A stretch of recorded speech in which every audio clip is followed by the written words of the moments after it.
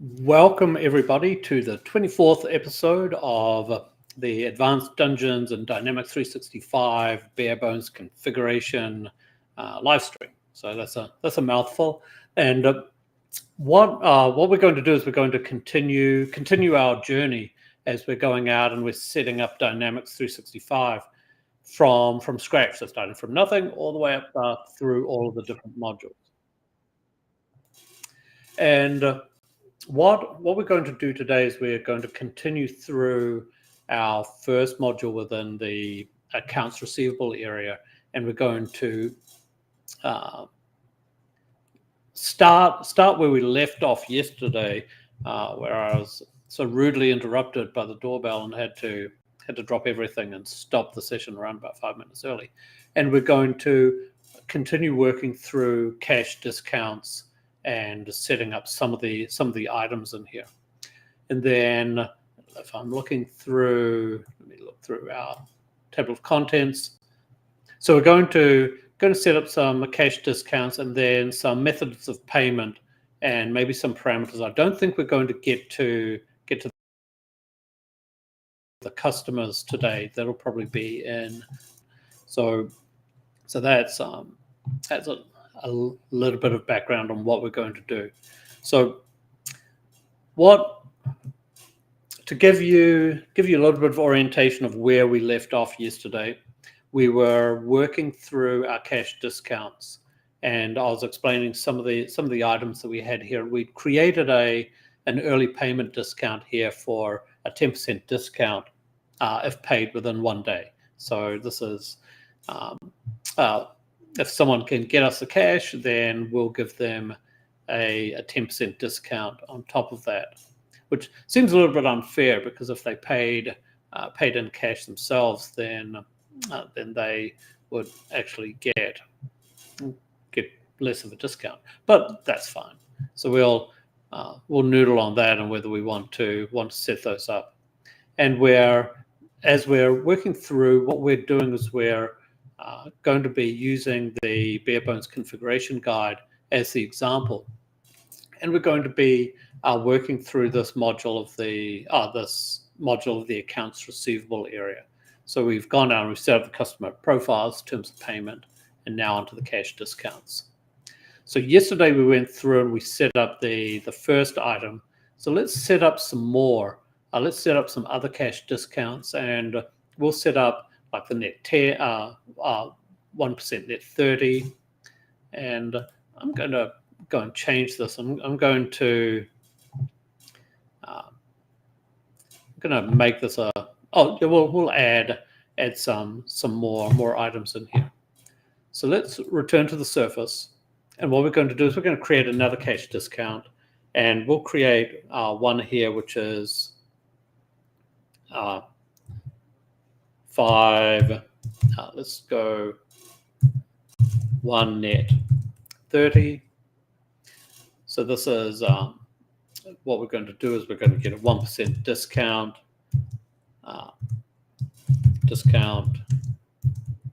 payment net in 30 days. So we'll copy that so that we can use that. And then this is going to be net, and it's going to be within 30 days. And then it's going to be 1%. And our main account here is going to be, I think, 4,400. Then we can create another one, which is maybe a 2 net 10. And so this will be a 2% discount net 10 days. So within 10 days, we'll go 2%. And then let's create one more. It's going to be the account 4,400. And we'll save that. And then we're going to create another one, which is going to be, let's do 5%, 5 net. Let's do 5 net 5.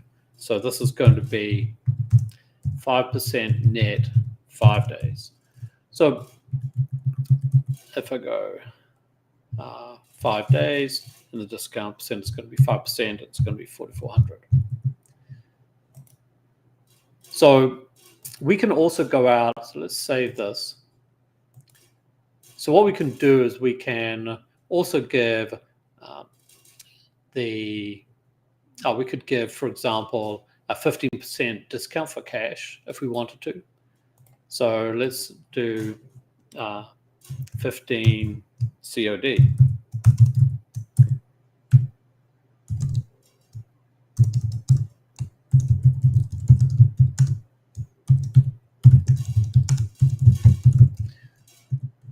So what we're going to do here is we're going to say this is going to be cash on delivery. And then we're going to say that this is going to be a 15%, 4,400. So now what we're saying is that if they pay within 30 days, we'll give them a 1% discount. If they pay within 10 days, we'll give them a 2% discount. If we want them to pay within 5 days, we'll give them a 5% discount, 10 within 1 day, or we'll give them a 15% discount if they pay coin on delivery. So let's make that coin. So we've got a lot of different cash discount codes that we've got set up. And as you can see, there's a lot of variation, which we won't go into today, but there's a lot of variation that we can go out and set some of these up. The current month one, we could say, I want 15th of the current month, then so that we can manage our cash flow, then maybe you'll get a 5% discount or an early payment discount rather than at the end. So we can mix and match these and create some interesting sort of combinations here. So let's go back to the documentation. So we've gone through and set that up. And now what we can do is we're going to go through we're going to configure some methods of payment. So what we've done is we've got the payment terms, when you're going to pay them. We've got the cash discounts that if you pay early, then we'll give you a certain amount of discount. And now what we're doing is we're saying, how are you paying us? Are you paying us in cash or coin? We'll make that a coin payment. And then also we'll set up some other ones, which are check and electronic and post-dated checks, and also refunds. So we'll work through these different payment methods. So let's go back to here and return back to our system and start configuring some of these base controls that we've got. And what we do, find the methods of payment. And methods of payment, we can access them through accounts payable or accounts receivable. I want the accounts receivable version. But also what we can do is we can go over to accounts receivable, and then the payment set up, and we can go to methods of payment. So 2 different ways that we can get area. Now what I'm going to do here is I'm going to say I want to set up all these different methods. So let's make this set one up for cash, and this is going to be a cash payment. Or actually, I'm going to make this coin, and let's delete this and start again. So this is going to be a coin payment, and this is we're going to be paying in gold pieces. And then what we're going to do is we're going to say that this is going to be posted to a bank account. And then the payment account that we're posting to is going to be, in this case, we're going to put it to our coin on hand or our cash account. Let me look at the details here.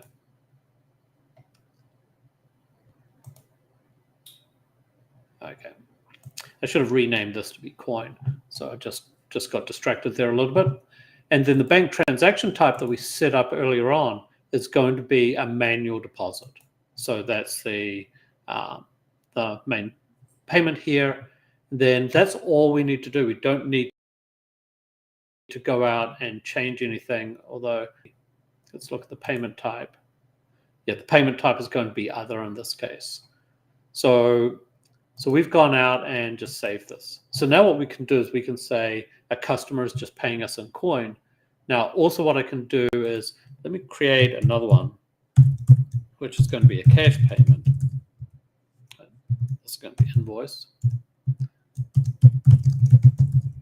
So if they pay us in Faerûn standard dollars, then we're going to put that into a bank account, and we're going to let's put that into our other cash account by default. Or what we can do is I could say that maybe we want to put this into our operating account, but let's funnel everything through our cash account. And this bank transaction is going to be a manual deposit as well. So now we've got two different methods of payment that we can work through. Now, what we're going to do is we're going to set up some other ones. So if we get a promissory note or a check, I'm just going to say, let me go back and say,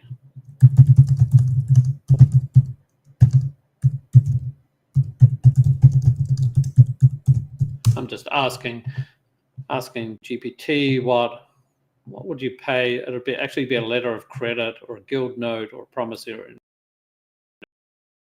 note. We'll leave that for now. So we're going to create a new payment here, which is going to be a check. And this is going to be a check payment. And then this is going to go into a bank account.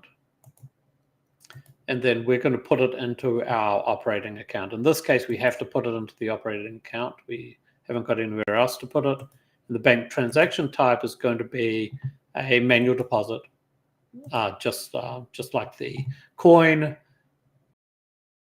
And then the payment type is going to be, so what we're doing is we're changing this to make it a check. And this actually controls some of the deposit functionality, I think, within the system.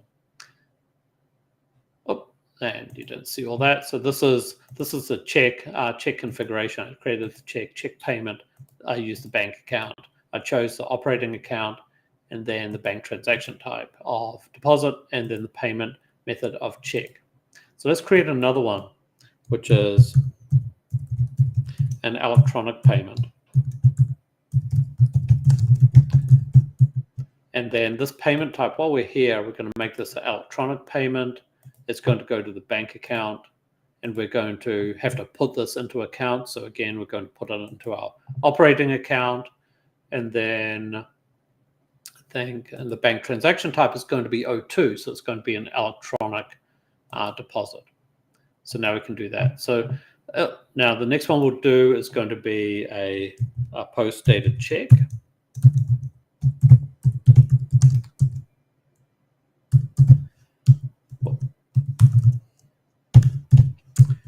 And I think the payment type is going to be a check, and the ledger account is going to go into a bank, and it's going to go into our operating account. And then this is going to be a manual deposit. Now, the only difference with this is that we are going to, let's go into here.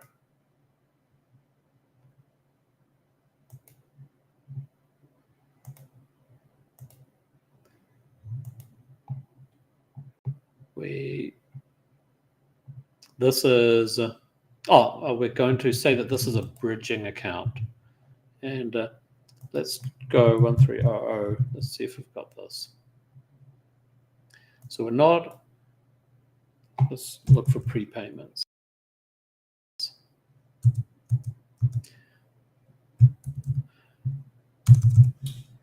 So what we want to do is we want to have an account here that I don't have set up, which is the, let's see if I can save this. What we'll want to do is we want to configure a main account, which is a bridging account. I don't have that set up right now, but also what we want to do is in the payment control is we want to make the check number mandatory. Because this is a post-dated check, we can't deposit it right away, so we're actually going to require that we track the check number. And the final item that we're going to do is we're going to create a refund. And this is going to be refund and then this is going to go to a bank account. It's actually going to be taken from a bank account. It's going to be taken from the operating account, and it's going to be a manual payment that we make. So refund we're returning back, and then that's pretty much all we need to do. So now we've got a number of different types of payments that we can use. When we go out, and we could set up some others, I may go and investigate some of the other items, like we've got letters of credit and we've got guild notes and a manage, but we're going to just stick with that for now. So now that we've gone out and we've configured all of our payment methods, then we're going to go out and we're going to finish off the controls for this, and we're going to set up some of the accounts receivable parameters to take into account for this. So just take a drink. So what we're going to do is we're going to just set up some parameters, and I think if we go down to the section, we've got some posting profile codes that we are managing, and also we're going to go out and we're going to set up some different ledger accounts that we've got on here, and then penny differences in the system. So what we're going to do is we're going to return back to Dynamics and to the lab, and then we're going to go into the accounts receivable parameters, also known as ARP, not to be confused with AARRP.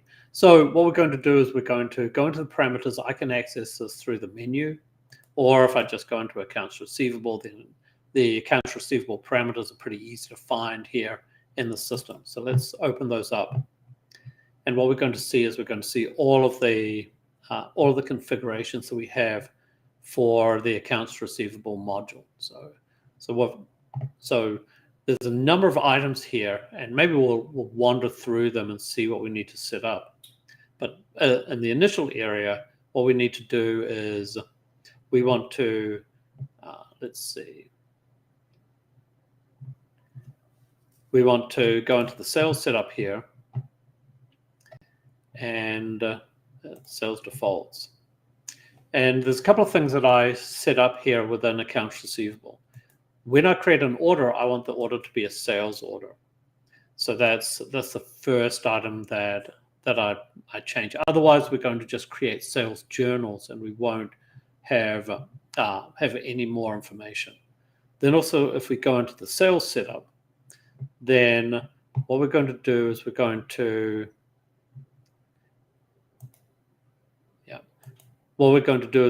change some of the configurations. One thing that I'm going to change here is the on hold code. And what happens with this is when an order is on hold, then it gets highlighted. So I'm going to choose EF 7F50. So we're just going to have a hex value for this. So this sort of creamy, sort of camely option is a good color. We don't want to have it too dark, because then you can't see it. You can't see the words. So I'm just going to choose a light color so I can highlight all of my on hold colors just by selecting that. So now we've got our on hold sitting here. Then what we want to do is we want to go to let's go here. Let's have a look. I want to go into the summary update. I want to go into the sales and ledger. And then what we've got is we've got a posting profile here that we need, and I want to make this a general posting profile for the payment. If we do a prepayment, then I want this to be the general, the prepayment posting profile. We don't have anything set up here that we need to manage. So we're going out and assigning those items. Then let's see. So then we're going to go to ledger and sales. We've defined the prepayment, and then finally we're going to go over here to the settlement area, and let's just set up the penny difference and the under and overpayment difference to 5 cents. So this is allowing us to have some sort of flexibility if the customer pays just a slight, there's a rounding error in their items. Now, all of the other information we won't set up because we haven't got to the credit, we haven't got to the collections, we haven't defined our credit ratings, and then prices will manage later on when we get over to the sales and marketing area, and then margin alerts and things will set up within sales as well. There's also, let's have a look, and warehouse management. We'll leave that there. So we've gone out and we've now really configured the main information. One thing we'll do later on is we'll go out and we'll specify the one-time customer, but we don't have any customers set up in the system. So what we've done is we've gone out and let me go back to here. We've set up the parameters and we're done. So we've gone out and we've configured this now. So we've only been working through this for 22 minutes. So what we're going to do is we're going to go out. We're going to move on to the next module. So let's move to the top. So this is my work in progress that we're running. And what we're going to do is we're now working through the customer management. And so we're going to, from now on, we're going to start setting up some customers. We're going to give them addresses. We're going to do a number of different things within the system. And we're configuring accounts receivable. We're going through the customers. And now let's get everything ready for the customer management. Now, if I go out and let's go over to this, we'll stay here for now. So one thing that I like to do when I'm setting things up, especially in this environment, because I'm not going to have thousands and thousands and thousands of customers, then I don't really want some sort of some sequential numbering system for my customers. I want to make the customer numbers a little bit more understandable. So what we're going to do before we do anything, we're going to go into the accounts receivable and we're going to change the numbering sequence on the customers. This is purely optional. It's entirely up to you, but this is something that I do, and it just makes the data a little bit easier. So let's go back into the accounts receivable parameters. And what we're going to do is going to go into the number sequences. So we've been in here before in some other items, but what we're going to do is we're going to set, we want to change the way that customers are numbered. So there's a number sequence here, the account 02, which is used for, it's a unique identifier for the customer within the system. So I'm going to go and I'm going to view the details for that. And right now what happens is that it's going to go out and just have Waterdeep Trading Company and then a constant and then a 6-digit number. And I don't want to have this sort of numbering sequence. I want it to be a manual numbering sequence. So what I'm going to do is I'm going to go and I'm going to remove these sections. And even though it's not important, I'm going to change the numbering sequence, but I'm going to change the customer numbering to manual. So what this means is I can type in, when I create a customer, I've got to go out and specify the customer number as I'm doing that. So this is all I'm doing here, and I've gone out and changed this numbering sequence within the system. So that's pretty straightforward.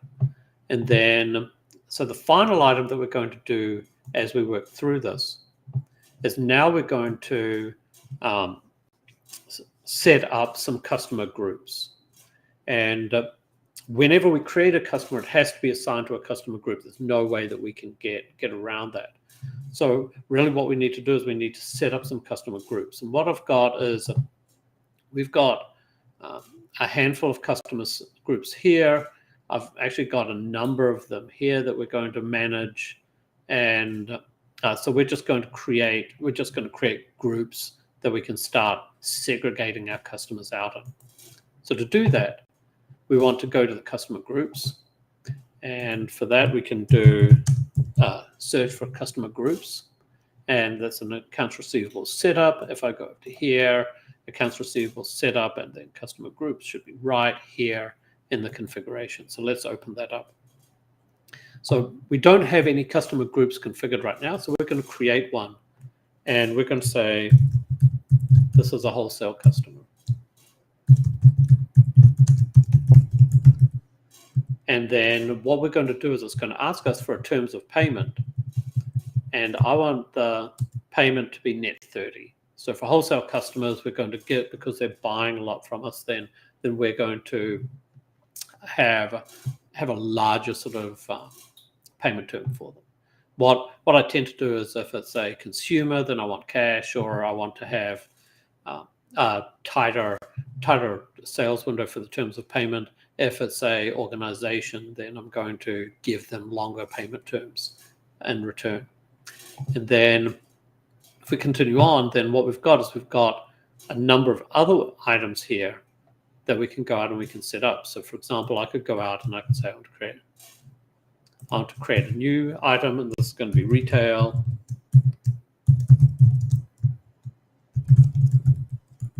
And this, let's see. So that's going to be COD, it's going to be cash. And then I could go out and create more. But what I'm going to do is, let's see if I can do this. I went over, and to show you what I did, I went over to the document and I just selected all of the records that I've got here. So if everything, let me go to the documentation. So what I did, again, I just selected the items that I want to set up. So I'm going to copy that. Let's move back to the surface. And then I'm just going to paste these in. So I don't need to type these in manually. So now I've gone out and I'm creating all of these other ones. It's going to say, do I want to save all of these? And also it's going to fail because I don't have a cash payment term, which maybe we can add in. So let's just go out and we've got COD. Let's create another one, which is cash.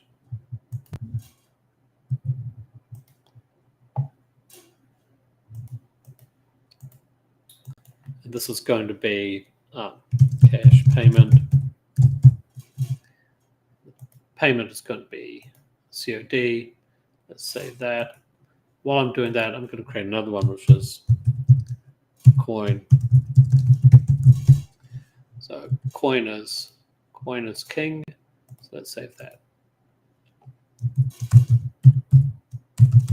And let's make this coin. So what I'm doing here is I'm going out and I'm updating this.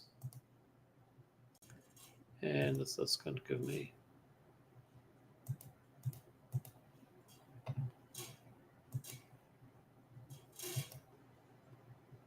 let's delete this and we'll try it again. Okay, so let's save that. I'm just going to manually add other in here.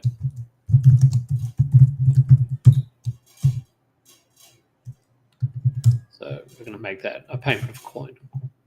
So now we've got our payment terms. There's other items that we need to configure, that we can configure here, but we don't need to.